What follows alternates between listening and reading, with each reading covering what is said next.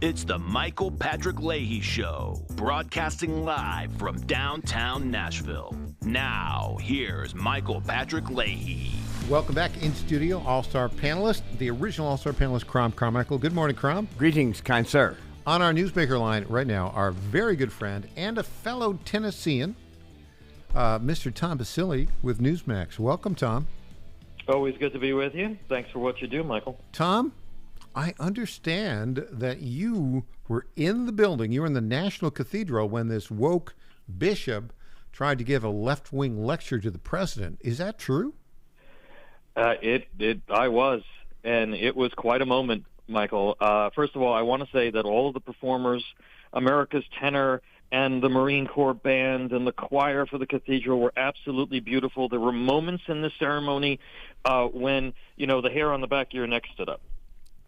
That being said, then this so-called bishop from the diocese, the Episcopal Diocese of Washington, not the Catholic Diocese, the Episcopal Diocese. I note my fellow. I was born Catholic. You're Catholic now, very practicing Catholic. You made a point. It was not a Catholic bishop, but an Episcopalian bishop, right? Yes, an Episcopalian bishop. And in fact, there are only about 1.5 to 2 million Episcopalians left in the United States. Mm-hmm. There were more than 70 million Roman Catholics. There were no Roman Catholic clergy invited to this thing. Really? And I wonder if it's because she knew that she was going to go on this rant, and they didn't want any pro-life or anti-trans cults, clerics on the altar there. But I don't know. Can I say fart in church on the air? You just because did. That's the way that this went over. It's an old saying, but it actually happened, and you could hear the gasp when she started lecturing Donald Trump and J.D. Vance and making the claim that millions of LGBTQIA plus whatever people across the country were fearing for their lives, how immigrants were fearing for their lives. And she went on this rant about how we need to be inclusive and respectful of life. And of course, I'm pretty sure she's probably pro-choice, so it doesn't, the unborn human life doesn't really quite matter to her. But it was really amazing, and the reaction from the audience was audible. So, it was audible. But you look at what she did yesterday. There's a reason why the Episcopal Church in this country is dying, and she's a prime example of why. Let me ask you this: do you think the president's advance team had an expectation that she would go into this left-wing diatribe? Yeah, she has a reputation. And she's, she has spoken out against Trump before. Mm-hmm. So I feel like they probably knew going into this that she'd probably pull something like this. But any time that you use, that you sort of pervert scripture mm-hmm. to advance a woke agenda, mm-hmm. A left-wing agenda, it's really awful and it's disgraceful. So I thought they were prepared for the possibility she would go woke on him, because the punch and the counterpunch that came back was very quick. I mean, he was asked his assessment. I thought they were very graceful and gracious in the way they responded, but she said, it wasn't my best. And then he torched her with a truth statement. Do you think that he will ever go back to such a service at the National Cathedral if the Episcopalian Church is running it? Yeah, I don't understand why the National Cathedral is an Episcopal cathedral. There are almost no Episcopalians left in the United States, or the country of 330 million people. Mm-hmm. So I think that there's a question there, I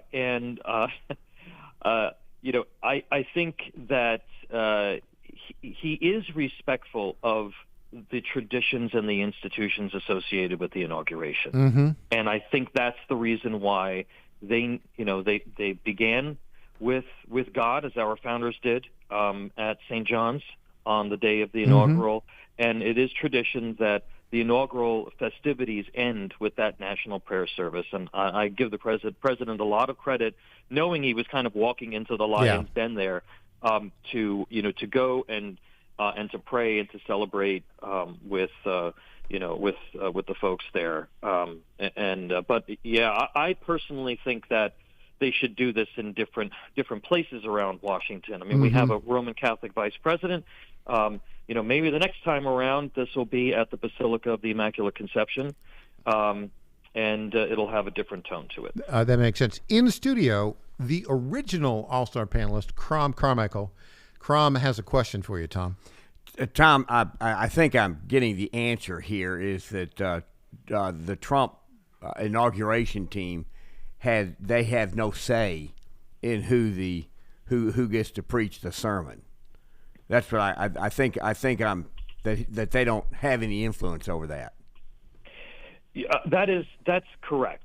If they're going to hold it there, because the cathedral is part of the Episcopal Diocese of Washington, the presiding bishop of the Episcopal Diocese, unless she chose to allow somebody else to do the sermon, it would be her. They knew it was going to be her, and they know that she's kind of a left-wing nut. So I think that they anticipated it, and of course I just love J.D. Vance's reaction, where he just kind of very casually kind of looked up, he raised his eyebrow, and he looked right over at his wife, like, give me a break, lady.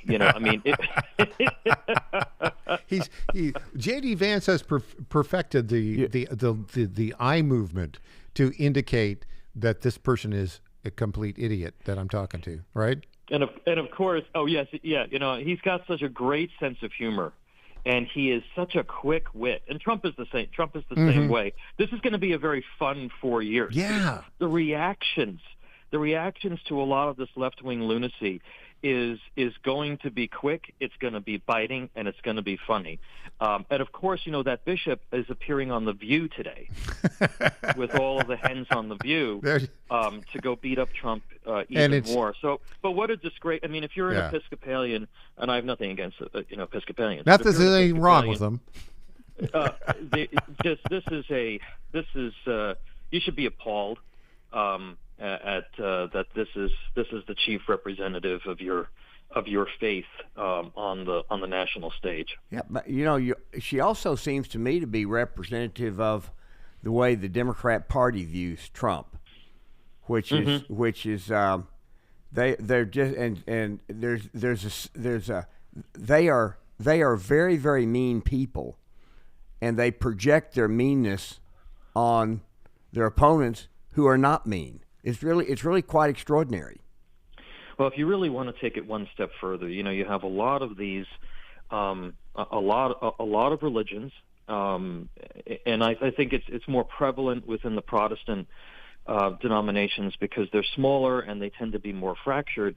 But there's been sort of a Marxist infiltration of a lot of these religions, where they have perverted their interpretation of Scripture in many ways to advance what is a militant atheism that ultimately works against the religion, works against the power and the influence of the religion on American life. It's a pretty extraordinary thing. But yesterday was an example, an unfortunate example of that. Last question for you, Tom, because I know you're very busy. How much fun is covering the Trump administration this time around going to be? It's going to be great. It's going to be great. I can't. One of the best moments of of my coverage of the inauguration on Monday was to be. We were Newsmax. We were on top of 101 Constitution, which has a beautiful view of the west front of the Capitol.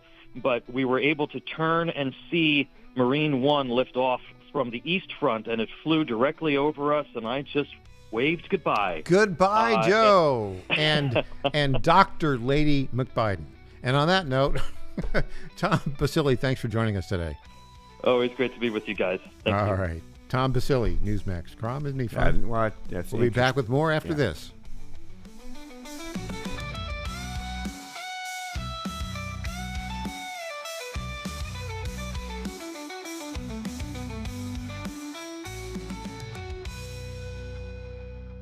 folks, John Fredericks here for Freedom Alliance. Veterans are still struggling with the wounds of war. They came home with injuries that changed them forever. The flag-burning troublemakers in our streets remind me how fortunate we are to have patriots who served and fought, sacrificed, and never complained. We need to support them through organizations like the Freedom Alliance. It's Military Appreciation Month and time to support those who serve. Freedom Alliance is caring for combat veterans and military families. Combat veterans fought in the worst, most dangerous places on earth. Freedom Alliance takes them to nature's most relaxing locations so they can heal. Freedom Alliance gives injured troops mortgage-free homes, new cars, and all-terrain wheelchairs. For wounded vets, there's nothing like the stability of your own home, the reinsurance of a reliable vehicle, or the independence of a wheelchair that navigates snow, ice, beach, pasture, or most any terrain. Let's fight for those who fought for us. Go to freedomalliance.org/Godzilla and make a monthly gift that will improve the life of a military hero. That's freedomalliance.org/Godzilla. Make a contribution today. If you're like me, most moms find it difficult to prioritize self-care. Hi, it's Colleen, Program Director at the John Fredericks Media Network. With the demands of programming 13 radio stations, it's easy to forget about the things I should do for myself daily. And that's why I started with our company's Women's Challenge with Native Path Collagen Peptides. It's affordable and convenient care in just 1 scoop a day. There are so many incredible health benefits like bone and joint support, metabolism booster, and hair, skin, and nail improvement. I like to take a moment each day to prioritize myself and indulge in the health-boosting benefits of Native Path Collagen Peptides. I love mixing it up with all the different smoothie recipes, too. Learn more about Native Path Collagen Peptides and read 7 important reasons why you should be taking collagen peptides at getnativepath.com/Godzilla. Prioritize your self-care with Native Path Collagen Peptides. Try it risk-free for as low as $21 today and get free shipping at getnativepath.com/Godzilla. Target.com. Target.com is an online e-commerce tire retailer. We are here to serve the American public with the best possible customer service, the best pricing, and we make it extremely easy. We have many name brands and a lot of low-cost tires. The price is right, and it's easy. You go online to Target.com, TIREGET.com, Target.com. You go there, you put your zip code in, all the inventory displays right in front of you. You can call in for help if you want to. We'll help you get the tire that you need. But we will take the tires you buy and at no extra charge deliver them to the dealer right by your house where they will be installed at the market price. It's easy. The best price, the best service. Great people to deal with. Thank you for going to Target.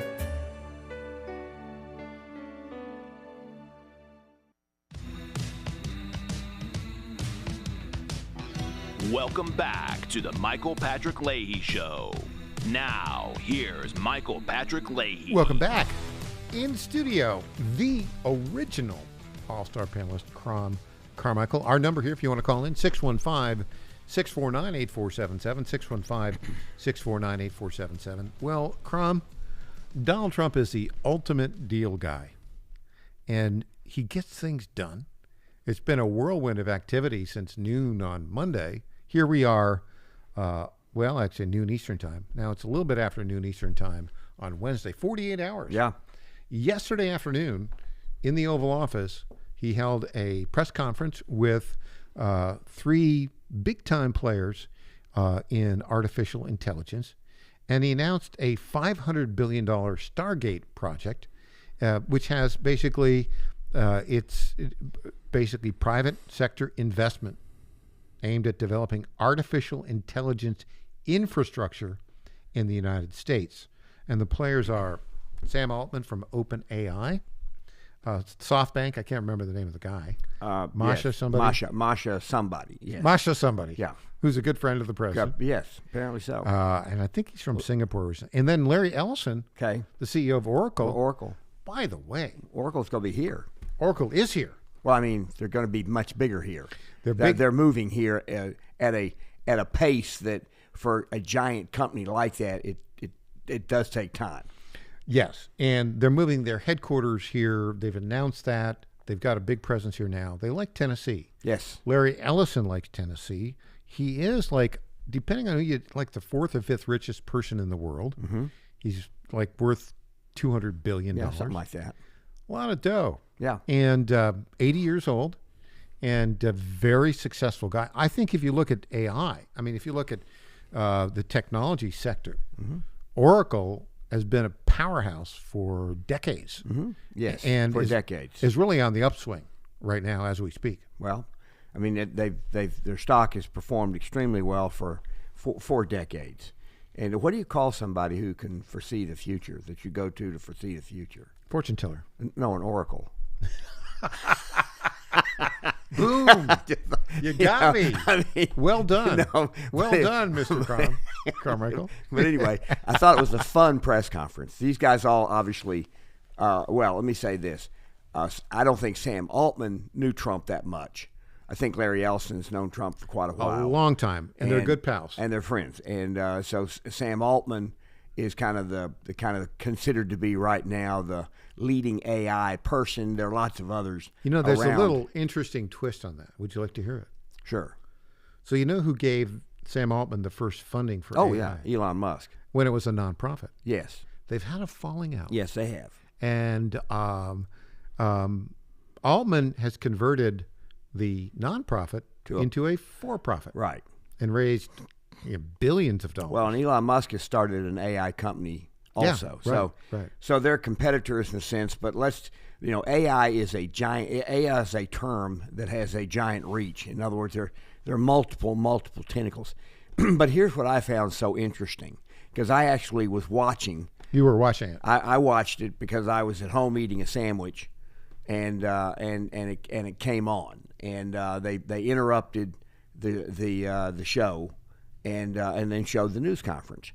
And the news conference itself, what Trump announced, and then what these three people, when they each came up and spoke, it's what they are talking about is incredibly newsworthy and incredibly visionary, and as if they were oracles, all three. Well, yeah. But what I found so fascinating was when Trump opened it up for questions. The very first question, in fact, all the questions that I heard had to do with the pardons. So here are these news people here to hear what I think was one of the most profound 15-minute press conferences about the future. And all they can do is ask about something that happened in the past. I mean, yesterday. Yeah. What that tells me that the mainstream media is myopic, and the people there are not very smart. They have no sense of wonder. They have no. I mean, that's truly, a nice way of putting it. Yeah, they have no sense of wonder. I listened to that press conference and I said, "My gosh, this is why." And by the way, Europe has nothing that competes in this world of AI. Nothing. And AI will be the productivity engine for the next 10 years. I think basically in AI, our competition is China. Well, right? Yeah, but let's talk a little bit about that. I think that's true. However, let me just say this. The Asian cultures are not individualistic. No. They never have been. And I'm talking about differentiation here. I'm not trying to say one is good and one is bad, but one lends itself to innovation. One culture lends itself to innovation more than another culture. And when you have to get consensus, which is what happens in the Japanese culture, the Taoistic culture, which is not the same culture as the Chinese or the Buddhism, Confucianism culture, which is what their culture is. The Taoism culture is one of consensus. You can't move forward until all of the important people have had their say and they more or less coalesce around a way to move forward. And that's really not how great innovations take place. No, in fact, it's the opposite. Yeah. It's the opposite. And so the Japanese are very good at taking something and refining it and making it better, and they're very good at that. And their society has a lot of very powerful and very strong attributes to it. So this isn't a condemnation of Taoism. Just a description of the different cultures. Description of the differences. Yeah. But Buddhism, Confucianism has been more of an authoritarian kind of culture. China. And that China is. And then China still directs where money goes. And if you have a top-down authoritarianism any new idea that disrupts the way things are, they nip it in the bud. Right. Which is why an Elon Musk decided to come to America and not go someplace else. Yes. Because that guy, talk about one individual with vision. Well, and then he's an example there. Yeah, and then you heard the guy from SoftBank saying we would not be doing this investment had you not won, Mr. President. Yeah. Because they recognize that there are certain conditions that have to exist in order for innovation to thrive. And that to me was the takeaway from the press conference. And then the questions from the press were just stupid. I said, God, these people. These are like these people middle should schoolers. not. These people should not be earning even the minimum wage. Now let me take a little AI here, a little Grok, Grok, which is the AI on X that you can use. The focus of this Stargate development, $500 billion. Grok says, quote, the primary focus is on building data centers. The first data centers plan to be constructed in Texas with plans to expand to other locations. Oracle's Larry Ellison says 10 data centers are already under construction in Texas. Now, here is a key element. Trump says it could create 100,000 American jobs almost immediately. Here's something important. I'll go back to Grok here. Quote, AI development requires significant computing power and thus a substantial increase in electricity generation. Yeah. Trump mentioned making it easier for the companies to produce electricity, potentially at their own plants, will support the data centers. Right. Yeah.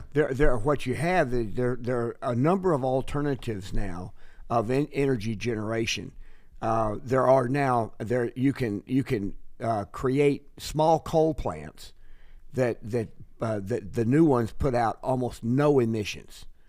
And so that's one alternative. Another alternative is nuclear. The nuclear plants of the olden days were huge. The smaller These are small plants, ones. yeah. And they can and these power plants, data centers, as you point out, they need enormous amounts of energy. And so my guess is that they will be more or less off the grid.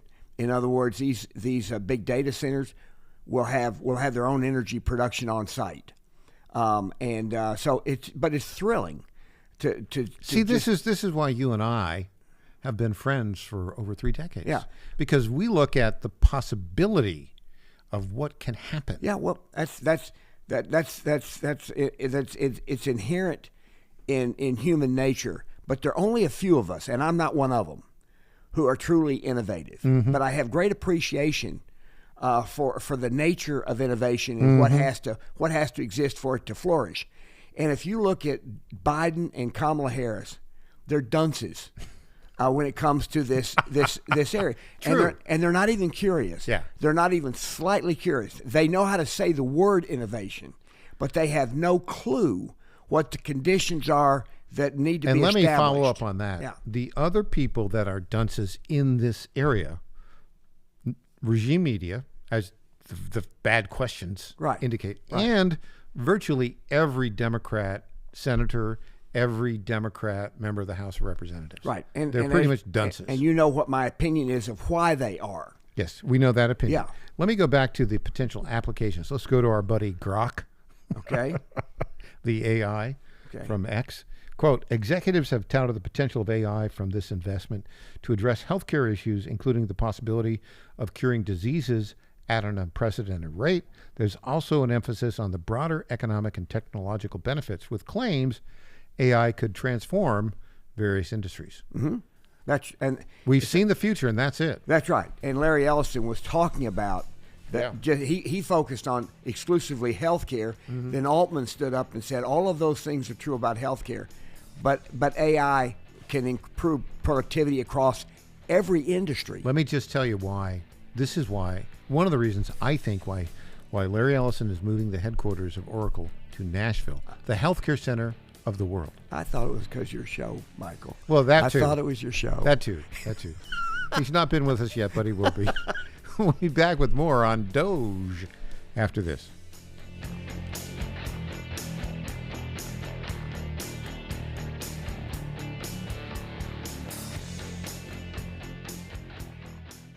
Pizza Company takes this special time to salute the Franklin men and women in uniform who've answered the call for our freedom. Let's give them the hero's welcome they deserve as they fought hard to restore peace around the world. American troops are our angels of protection, so stand up and salute them proudly. This message is courtesy of our good friends at Nashville Pizza Company, 2176 Hillsborough Road in Franklin.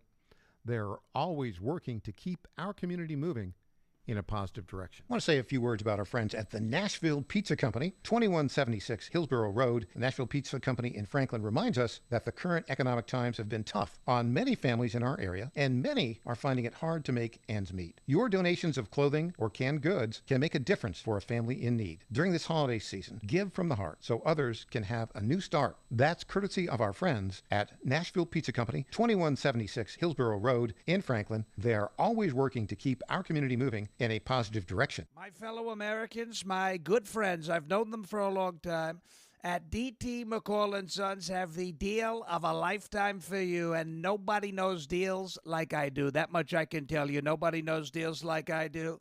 The lumber yards, they can hit you with hidden charges for up to $200 extra.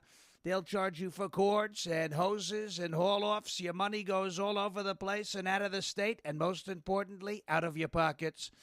How do they get away with that? I don't know how they do that, but on day one, if you buy from McCall's, we are going to stop the hidden charges as soon as you buy it. D.T. McCall & Sons has locations in Lebanon, Carthage, Lafayette, Cookeville, and Franklin, and they have been family-owned in Middle Tennessee for over 100 years. Head to one of their stores today or check them out at dtmccalls.com. You're going to love it, believe me. Hey there, Impersonator not endorsed founder by Donald and Trump. CEO of the Glock Store. As a proud sponsor of this show, you may have heard Michael Patrick Leahy mention us a few times over the past 4 years. But today, it's me on the radio telling you how pleased we are to be associated with Michael Patrick Leahy and his dedication to the highest levels of professional journalism.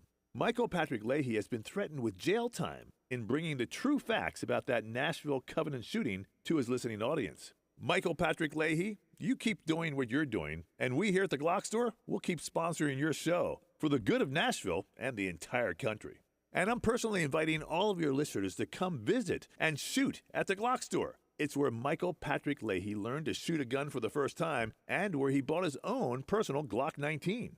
I'm Lenny McGill, founder and CEO of the Glock Store here in Nashville, just minutes from the airports, worth the drive from anywhere, and a proud sponsor of Michael Patrick Leahy and the Tennessee Star Report. Welcome back to the Michael Patrick Leahy Show. Now, here's Michael Patrick Leahy. And welcome back to the Michael Patrick Leahy Show. In studio, the original Crom Carmichael, the original All-Star panelist. You've always been an original, haven't you, Crom? Oh, that's a big word. How many Croms are there out there? Well, there are lots. In fact, There are? In fact, yes. In fact, I will tell you a funny story. Let's hear it. I was sitting at St. George's Church. Here in Nashville? Yeah, and it was not a church service, but it was something that was going on there. And there was a person sitting in front of me that turned around, and I recognized that person. And they kind of, their eyes get big, and they say, "Oh, here's 3 Croms." And the guy sitting next to me was Crom Tidwell. And I didn't know Crom Tidwell, and next to him was his son Crom, and so there were 3 of us. There's a joke there somewhere. And it was. 3 Well, I mean, yeah. we were all laughing. 3 Croms in a pew. Yeah, so at any rate, there are more Croms. All right, very good. But Crom Carmichael is an original, and you have some thoughts on the Department of Government Efficiency. Well, I have some thoughts, and I also have some questions, because I heard when I was driving in, Yeah. you played sound bites of Tim Burchett. Yeah. And he is on the Doge committee. Which was just established, the chairman of, it's a subcommittee of the Oversight Committee. Yeah. That is chaired by Marjorie Taylor Greene. Right. Now, I'm assuming that this committee also has Democrats on the committee. Yeah. Would that be, I mean, that'd be true, correct? Yeah.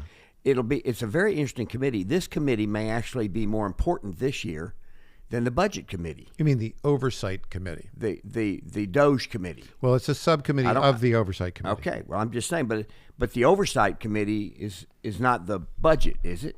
Or does that include the Budget Committee? the finance and This budget. is separate committees. I know. And what I'm saying is, though, the Doge committee, as Tim Burchett Subcommittee. said, we're a subcommittee. Well, it's still a committee. It's a subcommittee. Okay. But you know, a subcommittee. If you have legislation, if you have no subcommittees, the legislation would go through a committee and then to the floor, the rules committee, and then to the floor.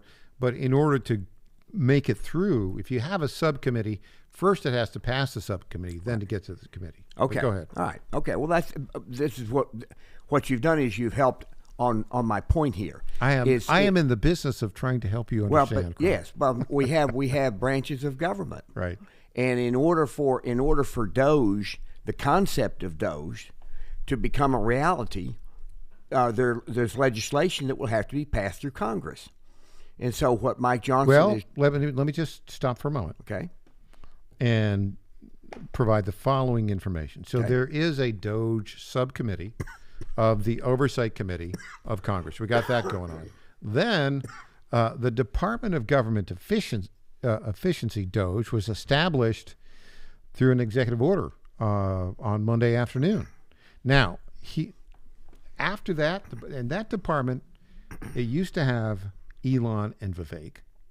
Vivek has left it because he wants to run for governor of Ohio. Mm-hmm. And there are other folks that are going to kind of step up. There are a couple of folks. There's a Nashville venture guy who may actually replace Vivek in that committee. Okay. But there are a series of offices in the executive office building right across from the White House. Okay. Right. That have been allocated to Elon and 20 people. Okay. And so they're working on something. Now, here's what's interesting about that. The executive order basically set up Doge as an advisory body outside of the federal government. Right. But the lawsuits, 3 lawsuits have already been filed. Right. Against the body, the advisory body outside the federal government, with offices in the executive office building run by Elon, claiming it actually functions as a federal advisory committee. And there's an act there called the Federal Advisory Committee Act, which requires such committees to maintain transparency, ideological balance, and public participation. So we got those lawsuits going on. Mm-hmm.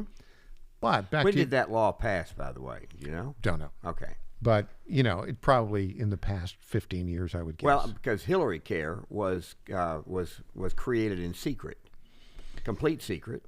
And, I mean, it was complete secret. And she had her committee, and they were not balanced. And so they created Hillary Care, which then didn't go anyplace. Then Obama did something similar in creating the so-called thinking behind Obamacare. And so... well, thanks to our friends at Grok, okay, an AI service available on X, I just asked the question, when did the Federal Advisory Committee Act pass? Okay.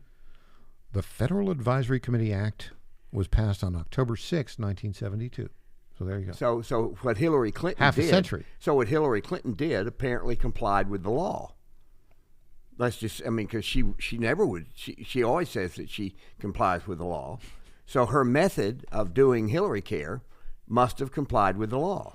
Well, that's a long time ago. I know, but let's talk about the precedent right is now. I'm talking about the precedent of how to do this. I'm talking about the way our government works. I mean, so there's precedents to these things. If the law is a 1972 law, then we have lots of examples of advisory committees that have been set up by various administrations. Trump's advisory committee should not be treated any differently under the law than previous advisory committees. But let's go back to this subcommittee. Mm-hmm. That's constituted as part of a different branch of government. Bingo. Yeah. So here's my thinking on how this is all going to play. I find this whole discussion here incredibly interesting, given what the stakes are here, which is hundreds of billions of dollars of federal spending. So the leftists, the Democrats, don't want to cut any spending because it helps all of their allies. They will oppose cutting spending. Sure. Clearly, a guy like Elon Musk knows how to cut spending that is not central to the mission. Yes. That's how he's created these great companies. Yes. Now, having said that, the left is going to try and tie him up, try his activity up in court. And they'll be, back and forth. Who knows how that'll all play out. Mm-hmm. But, as you point out, a subcommittee of the House of Representatives has a lot more capabilities in terms of gathering information and making legislative recommendations. Well, the last part I agree with, the making legislative recommendations. The Doge committee under the Doge Advisory Committee or advisory panel or whatever it is. It's a let's be precise. Mm-hmm. The executive order sets up an advisory committee outside of the federal government. Okay, so it's an advisory committee outside the federal government, and they're suing. Now, Elon Musk and his team over there, all of them are working for free. So this isn't a question about funding for it. The only thing you could claim would be funding for an empty office building. Yeah, and that is, I can look at I can tell you exactly how Trump looked at this, and Elon looked at it and said, well, that's kind of stupid. Let's put them where they're in close proximity. Right. And you got some extra space there, so pop them in That's there. where we're going to put them. And so they're going to sue, but this will grind its way through the courts. But while it's hold it. Now wait. I just have to add, I like the way you phrase that. What is? This will grind its way through the courts. But it won't slow down what Elon Musk and his team is doing. Correct. And that will be where the information is generated to provide to the congressional subcommittee. I think you are 110% correct. Yeah. So they can sue all they want. Yes. It won't stop them from doing what they're doing. And at the end of the whole thing, the courts may ultimately rule that the committee itself was not properly formed, but it doesn't matter because by that time, the committee can't pass legislation. Only Congress can do that. But what this committee can do is provide this subcommittee with lots of really it's like good staff research for the subcommittee. Of course, yes. Yeah, I know you're exactly right on that, and with some pretty intelligent staff. Really intelligent, and to me, again, I'm going to go back to a phrase I've used for a while: the filing of the lawsuits against this advisory committee, claiming that it's within the federal government and it's part of the federal government, it's not outside the federal government. It's so 2018. Right. It is. And what I'm saying is it will be ineffective because it will grind along. I mean, this is now they're suing the government. They're not suing Trump. They're suing the government. The federal government has enough resources to fight this. So and it will fight it. It will slow it down. Right. Until Elon and his team have essentially come up with whatever they're going to. They'll then pass that information over to the subcommittee or pass it back to the administration. So the way this works, Crom, is they filed these lawsuits in the Washington, D.C. Federal District Court. Mm-hmm. And as you point out, there are people in the Department of Justice. By the way, you see, they fired a lot of people in the Department of Justice. Thank goodness. Hooray. Also, and I don't know if this guy will take this up. He might. They have named an acting U.S. attorney. Trump has already named a new acting U.S. attorney. U.S. attorney or attorney general? Acting attorney general. No, what I said was acting U.S. attorney in Washington, D.C. For Washington, thank you. Yeah, okay. Yeah, which is different. And again... the U.S. attorneys are the local arm of the Department of Justice. We have a U.S. attorney here in Middle Tennessee. Mm-hmm. Yep. I know the guy that they've named as the acting U.S. attorney in Washington, D.C. Wow. He's a good friend. Okay. His name is Ed Martin. Okay. You may recognize the name. He's a lawyer from Missouri who was, for many, many years, Phyllis Schlafly's right-hand man. Okay. And worked with Phyllis Schlafly's groups. Of late, he's gone and he has worked with, over the past 3 or 4 years, he's worked helping raise money for the defense of the J6 defendants that have been convicted. Okay. So he's got familiarity with the way the District of Columbia, the Office of Attorney General, the Office of U.S. Attorney in the District of Columbia has been abused by Matthew Graves, who was the guy who's resigned and was appointed by Joe Biden. I mean, if you want to look at the violation, the depriving due process to these various J6 defendants, Matthew Graves, the U.S. attorney there, was the one who did that. And so this, I think, is really outstanding because the cases have been filed right now in the District of Columbia Court. And I think the acting U.S. attorney there who will defend those cases is, in fact, Ed Martin. Okay. The guy's solid. Okay. And so what, as you predict, they haven't set a court date yet. There'll be a court date. That'll be several months. Then there'll be depositions. Blah, blah, blah. By the time the district court it'll be at least a year before the district court rules. Well, the district and then it will be appealed. Yeah, the district court may try to move fast. If it's a left-leaning judge, the district court will try to move fast. If the district judge tries to move too fast, then the federal government will appeal the ruling, not the final ruling, but the process. Yeah. So it will grind. This will grind until it wouldn't be resolved until near the end of Trump's term. At least the first 2 years, in which case the budgets will have been passed. Yeah. So we are in total agreement. This is going to be very effective. And Tim Burchett, our good buddy, is going to be on the cutting edge of it. And he sounded like he's about to have some fun. He's going to have a lot of fun. And cutting waste should be very. We love it. Should be very fulfilling. Crom, when we come back, it'll be time for News Potpourri. All righty. You ready? I'm Michael Patrick Leahy. Back after this.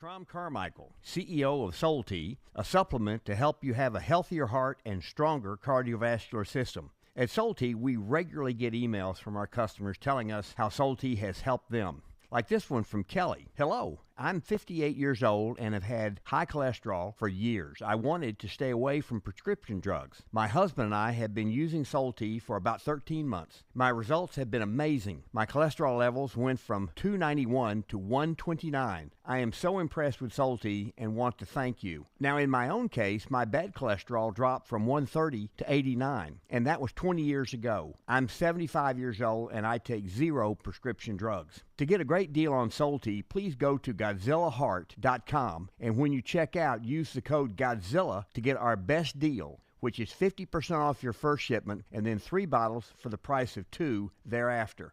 You don't have to live with a broken heart. Do you suffer from declining bone and joint health? Hi, it's Tina with the John Fredericks Media Network. And when I heard about our company's Women's Challenge, I jumped on the opportunity to test this amazing supplement that's already restoring my bone density, soothing my joint pain, and helping me regain lost mobility. I've experienced so many benefits in such a short time with Native Path Collagen Peptides because they support my bones and joints, boost my metabolism, and unleash the most radiant skin and hair since my 20s. In just 2 weeks, my knee stiffness is gone, and I'm already hitting the gym more aggressively. And I get so many compliments on my glowy skin and shiny hair. Native Path Collagen Peptides are so easy to take. They're tasteless, odorless, and mix great with my morning coffee. Read thousands of 5-star reviews at getnativepath.com/Godzilla. Level up your self-care with Native Path Collagen Peptides. Try it risk-free for as low as $21 today and get free shipping at getnativepath.com/Godzilla. In 2008, the amount of concentrated time people could spend on a task without becoming distracted was 12 seconds. 5 years later, it was only 8 seconds, 1 second less than a goldfish. If you're often distracted or have trouble recalling information, you're likely to fall behind in the demanding, fast-paced 21st century. In other words, brain performance is more critical now than ever. Boost your brain power with Healthy Cells Focus Plus Recall. Science-backed nootropics to help you sharpen focus, concentrate longer, enhance recall, improve mental speed, learn rapidly, and be more alert. It's a pill-free brain supplement made with maximum absorption ingestible gel technology, designed to feed your brain at the cellular level. Take it for a test drive. Go to healthycell.com and use code GODZILLA for 20% off your first order of Focus Plus Recall. That's healthycell.com, code GODZILLA for 20% off. Welcome back to the Michael Patrick Leahy Show. Now, here's Michael Patrick Leahy. Welcome back. All-star panelist Crom Carmichael in studio. Crom, it's that time of day again. It's time for News Potpourri. Yes, Michael. It's that time of the program for little tidbits that merit the attention of our audience, but not an entire segment and have a touch of irony. Yes, well, here's yes, a breaking story, from WKRN. 2 students were shot by another student at Antioch High School here in Tennessee Wednesday morning. The shooting happened inside the school on Hobson Pike around 11 a.m. According to Metro Police, the situation at the school is contained. One student shot 2 students before they turned the gun on themselves. It's not known how badly the students have been hurt. Okay, well, we'll follow the story. Follow the story. Michael, there's some interesting little tidbits that have to do with what's been going on the last few days. This is an interesting headline. Former federal prosecutor identifies biggest danger for Fauci following the Biden pardon. Ooh, because what do you think that is? When you receive a blanket pardon, then you can't claim Fifth Amendment privileges. You cannot if you have to testify before Congress. So if he is called to testify before Congress and he lies to Congress, that the pardon doesn't cover that. Let me ask you this. So, and he can't say I can't answer that question on advice of an attorney, because that doesn't. So he'll have to tell the truth. About his crimes. So Rand Paul is going to call him in. Good. And will he tell the truth? Well, if he doesn't, then he'll be referred to the Justice Department for lying to Congress. Can he tell the truth? I think he's going to be in a tough spot because he knows that they know when he's lying. Well, he's lying. I know that, but now he'll have to tell I'm saying it'll be a fascinating hearing. I think he's going to lie. He's going to try very hard to avoid it. I think he's going to lie. This is what I think. And then he'll be charged with contempt of Congress. Lying to Congress. Contempt is not showing up. If he lies to Congress, that's lying to Congress, and that's a much longer sentence than contempt of Congress. If he chooses not to show up, that's so. And then here's another. This is great. You're gonna like this. Eric Adams tells Tucker Carlson how Biden's staff instructed him to, quote, be a good Democrat, unquote, on immigration. And then he goes on to talk about how he was told by the Biden administration what to do and to allow all these immigrants into New York, the criminals and all, and to put them up on federal money. And it's just really, the Democrats all knew and the media knew exactly what was going on. Mm-hmm. This one is good. A Trump appointee, the judge in Florida, Cannon, blocks DOJ from sharing Smith's Mar-a-Lago report with Congress. Okay, because he was falsely picked to be a prosecutor, so he didn't have standing to be a prosecutor, and the report has to go to the DOJ, mm-hmm. Which now has new control, and Cannon, the judge there, says you're not going to send it to Congress because there's a lot of due process issues and information in the report that could be false. So I just think Cannon is terrific. I got one for you from the Daily Mail. Oh, please. Exclusive. Kamala Harris's marriage in turmoil as she blames dead weight husband Doug Emhoff for election defeat. Is that serious? It's from the Daily Mail. That's not Babylon Bee. Daily Mail is not the Babylon Bee. I mean, they're good. They're good. Sometimes it's hard to tell the difference. Sometimes it's hard. Yeah. So we'll see. We'll see how that goes. I'm not gonna try to. Well, it's just gossip. That's well said. Just juicy gossip. So from somebody somebody we don't like. That's right. There you go. This one's interesting. Trump executive order signals crackdown on pro-terrorist college students. And so I will tell you now that this anti-Semitism that's been going on college campuses, that will not the Trump Justice Department and the FBI will investigate that, and it'll stop. And it might even go up to professors and administrators. There's a new sheriff in town, and the people better recognize that. This one, obstructionist Democrats block swift confirmation of Trump's CIA nominee. Yeah.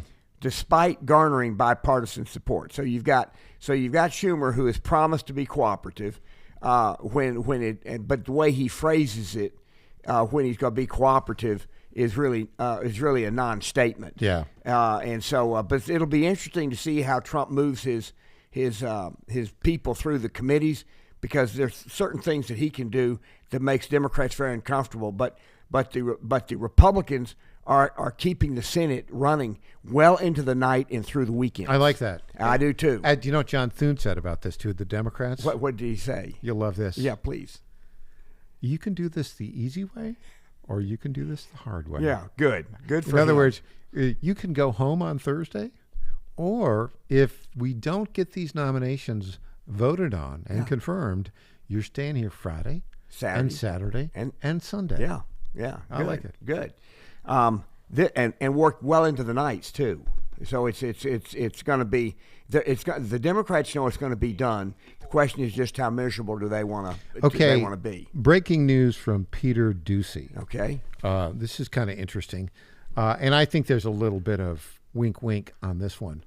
He has obtained the letter that Joe Biden left for Donald Trump. Remember, you brought it up. But he said, "Hey, where's that letter?" And Trump said, "It's right here," and he didn't read it at the time. So somehow Peter obtained that letter. Okay. Gee, I wonder how that happened. All right.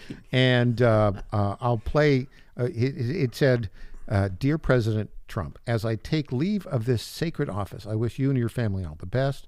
In the next 4 years, the American people and people around the world look to this House for steadiness in the inevitable." Is this coming? Well, let's see. It's coming. In the inevitable storms of history, and my prayer is that in the coming years will be a time of prosperity, peace, and grace for our nation. May God bless you and guide you as He has blessed and guided our beloved country since our founding. That's nice. That's a nice letter. Yeah, that's a nice letter. That's not what he really meant. That's just what a nice letter. Well, that's yeah. Translation. 30 seconds. Translation. I hate your guts. You got 30 that's seconds. That's not Trump. nice. Well, let's give Joe Biden credit for writing a nice letter. My last one, which we're not going to be able to get through entirely today, is the headline is Biden's legacy at the Supreme Court. There are a number of rulings yet to be ruled on. Yeah. But Biden's legacy in the Supreme Court. We'll want to discuss that on Let's another do day. it. Another day. Crom, thanks for joining us today. You bet. All right. Up next, Rob Carson. I'll be back tomorrow morning, 9 a.m. I hope you have a great day. Thanks for joining us.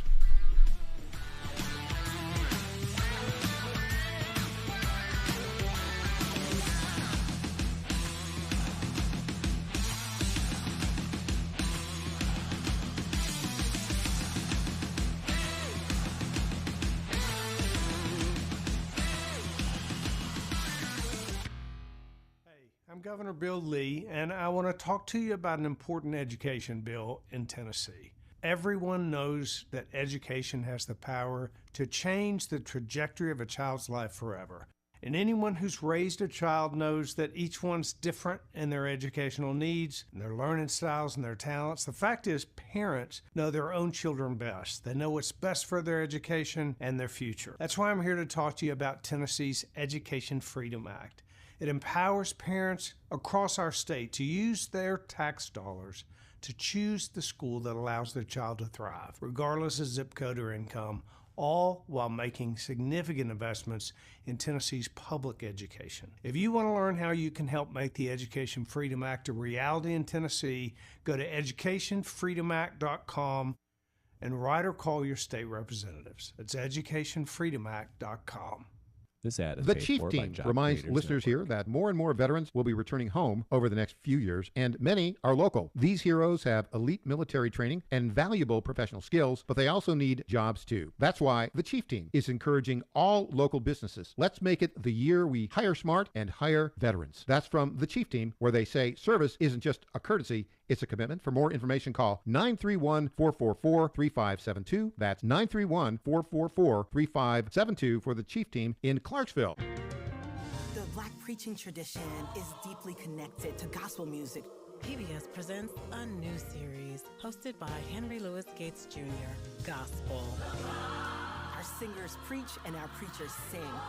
Gospel is a prayer. It is our heart's cry to God in lyrics and song. You feel it deep down in your soul. Gospel. Streaming now on the PBS app.